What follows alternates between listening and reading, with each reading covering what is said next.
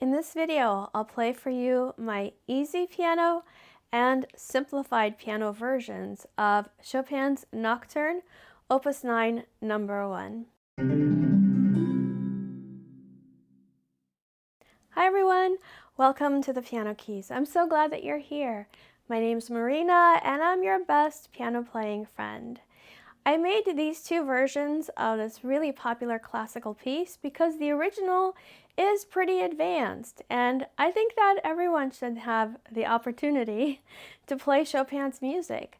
So what I did is I changed the key. I put it in a simpler key to read and to play, and for the simplified version, I kept the structure of the piece intact. I didn't take anything out, but I made the left hand so that you only play one note at a time until the very end, and the right hand as well. You're going to play one note at a time until the very end. So this makes it a lot easier to play than what Chopin wrote.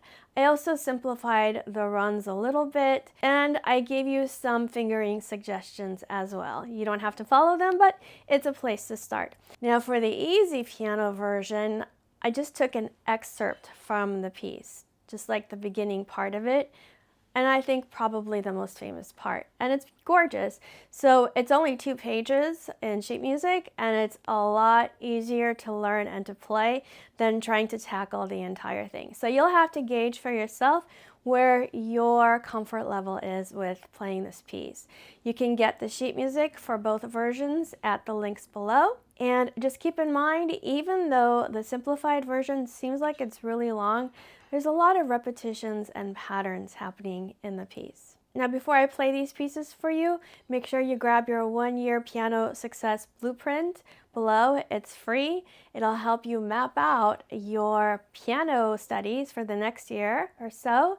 All right, let's get going.